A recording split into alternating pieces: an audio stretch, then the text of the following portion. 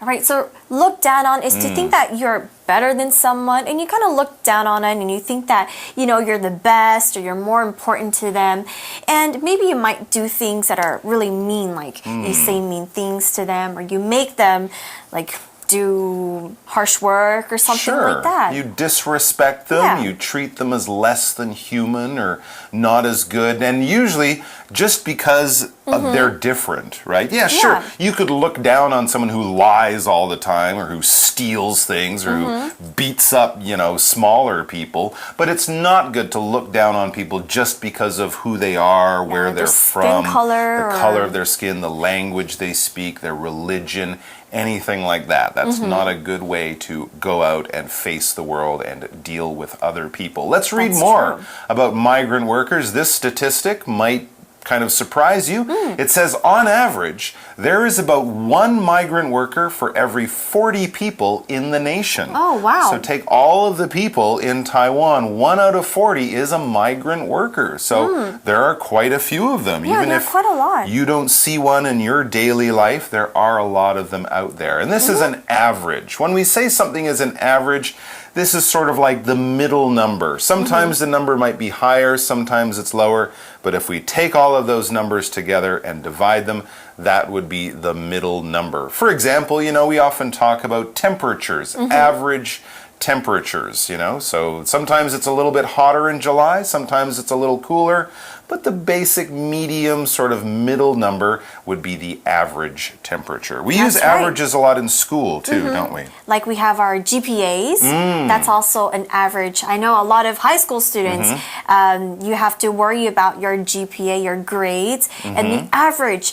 of your grades as well, because that's very important when you apply for colleges. Yeah, you might be a little bit better at math than you are at English, but if you take all your grades together, that gives people an idea of what kind of a student you are. Now, migrant workers, where do they come from? Well, it says most of these workers, you mentioned this earlier, most of these workers come from Indonesia, Vietnam, Thailand, or the Philippines. So they come from countries close to Taiwan, but places with a little bit less wealth, where people need jobs or they have jobs that don't pay a lot. So they, travel overseas to another country to make a bit more money and to do jobs that are very helpful to all of us. I agree as well.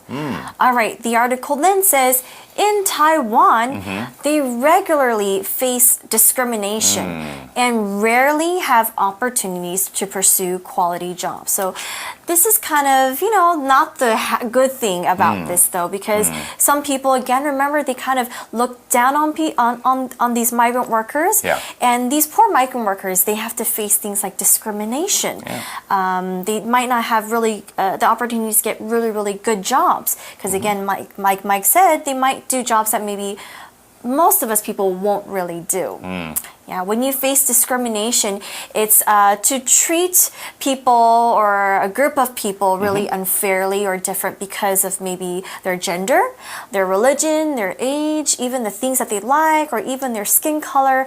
All of these things are called discrimination. Absolutely. Yeah. We also have words like prejudice and racism as well. There you go. Yeah, prejudice is disliking someone just because of who they are or what type of culture or whatever they come from. And racism is doing it based on the color of their skin or something like that. So there's all sorts of discrimination. If I said, Tiffany, you can't drive this car because girls don't know how to work with machines like men do, that would of course be discrimination. But if she said, you can't be a nurse, Mike, you're a man. Nurses are always women, that would be discrimination too. And of course that's not fair. No. If she wants to drive a truck or be a mechanic, she should be allowed to. And if I love to help patients in a hospital, but I don't want to be a doctor, I would love to be a nurse too. We also have this vocab word rarely. Rarely is spelled R-A-R-E-L-Y. R-A-R-E-L-Y. And this word means not often, something that doesn't really happen often. Maybe 10% of the time. Yeah, so I can say I rarely go to the gym to exercise. I don't go there very often. I should though, but I don't go as often. Okay, there you go. So it's something you don't do very much or you don't do very often. Yeah, I rarely go to the gym too, and that's why I rarely have to buy new running shoes. Oh, very good. Same here. we had another vocab word there, didn't we? Right, we had the word pursue. It's spelled P-U-R-S-U-E, pursue. It's a verb and it means like, pursue means to chase.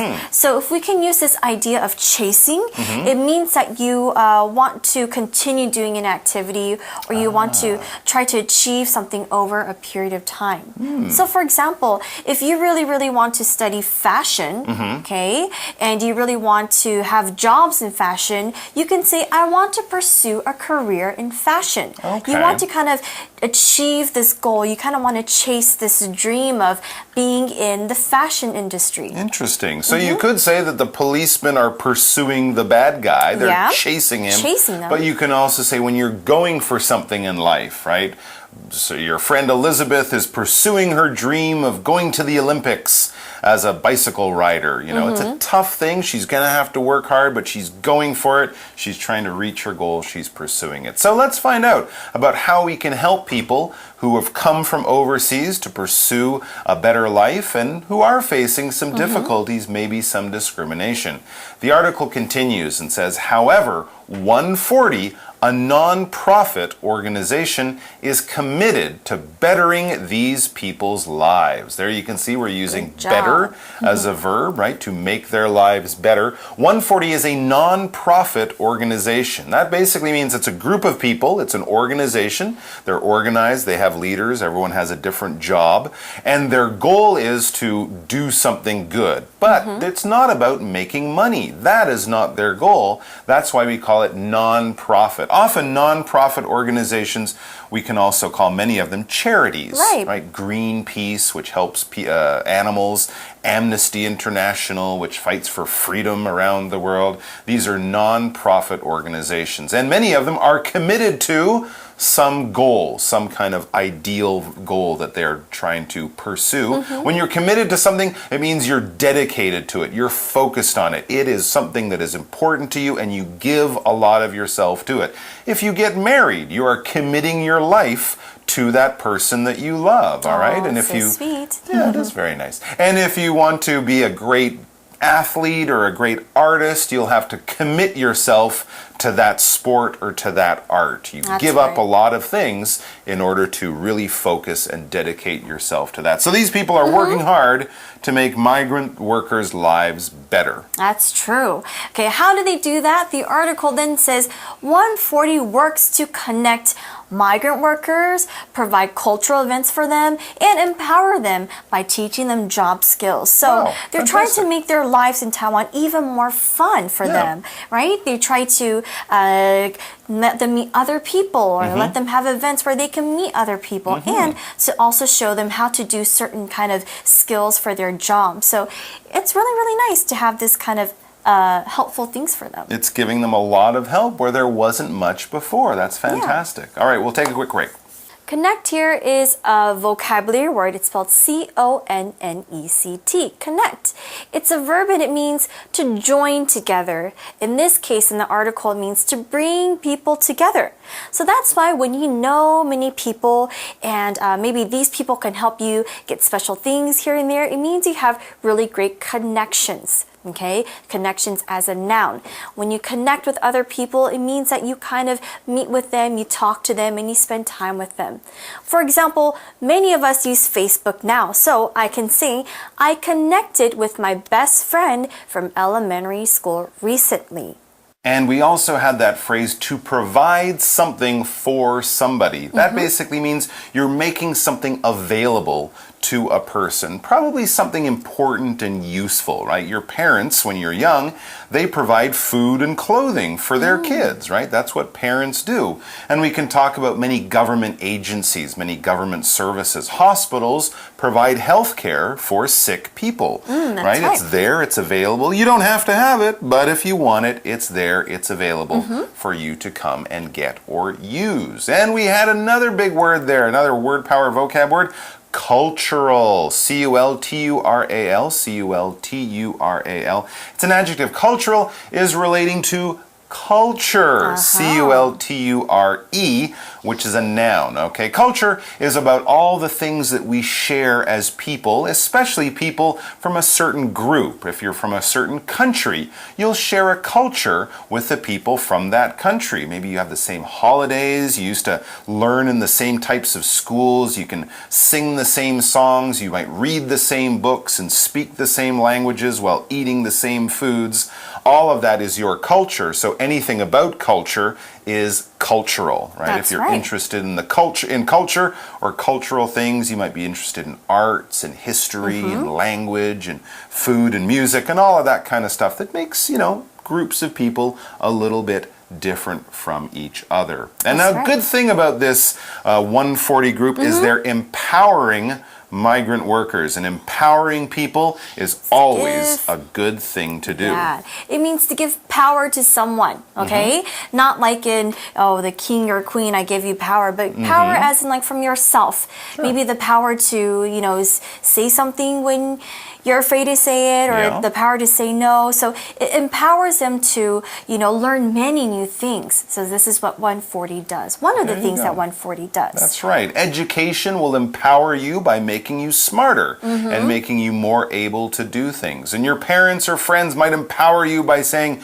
you can do it. There's nothing to stop you. We believe you. We got your back. And then you feel confident. You feel able. You have more skills to take on more challenges. You've been empowered. All right, let's read on. It says 2 of 140's various programs. So 2 of the programs from 140 are the 140 School and Open Sunday. So these are the names of 2 of the various programs from 140. We use this word various. It's an adjective. It's spelled V-A-R-I-O-U-S. V-A-R-I-O-U-S. And yes, as an adjective, we use it to talk about things.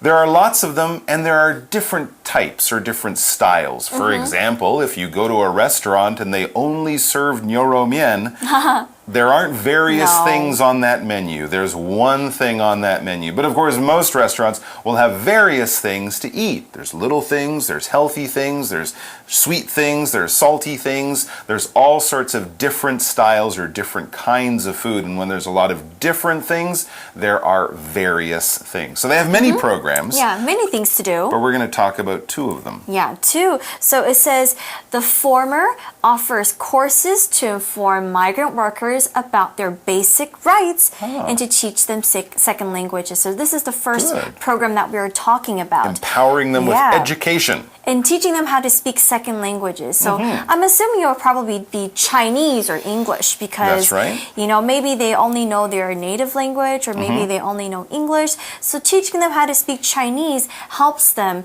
kind of, we can say, get used to the culture here and to get used to living here as well. That's right. They can deal with things on their own. They won't need a friend's help, a friend who speaks Mandarin or Taiwanese. They can do it on their own. So that's good for them. It makes their lives easier. But there's more to it than that. Learning also, as we read on, it also helps them shape their personal goals and increase their confidence. Absolutely. If you're learning second languages, if you're learning new skills, this will be good for you. It will make your life today better, but probably very easily or in a very helpful, big way, make your future better too. And one way is by increasing your confidence. Your confidence is your self-belief. Believing in yourself. I can do this. I'm smart enough. You can't treat me that way because I have rights as a human being. Confidence is something we get as we get older, as we learn more, as we face challenges in our lives. If you're always running away from everything, no, I can't, no, I'm not gonna do anything. You don't have enough confidence. Have more belief in yourself or confidence. That's right. And of course, again, this is all something from within yourself. All right, so the article then says the latter is a fun meeting held on the last Sunday of every month. So this is the open Sunday. I remember the open Sunday. Okay. So on the last Sunday in every month, they have another event for them. Now, what do they do at this open Sunday event? This sounds more like something that's social, that's just fun and more gets people relaxing, to I relax guess. a bit. Yeah. It's not so much about learning computers or learning a language. It's about connecting just as people, making friends, that type of thing. And what is Open Sunday? Well, it says locals and immigrants alike are invited to attend. How nice. Everyone's included. And our final vocab word here, attend, A-T-T-E-N-D, A-T-T-E-N-D. If you go to something that's happening, you attend that thing. If your friend's having a wedding and you go to the wedding, you attend that thing. If you don't attend your classes, your teacher might get upset. So at Open Sunday, people get together and make friends, right? That's right. Is that all? No. It says here, Open Sunday's topics include festivals and popular events. Well, so there's activities, maybe some music, all sorts of good stuff. Probably some delicious food, too. Yeah. Plus, yes, people can share food and play games there. So it's Sounds a good like way. a lot of fun. Yeah, it would be a good way for you to meet some people from another country, try their food, listen to their stories, maybe learn some fun games. Sounds good. What was it? The final Sunday of every month. Yeah, Open Sunday. Fantastic. All right, so let's take a quick break and we'll be right back with our For You chat.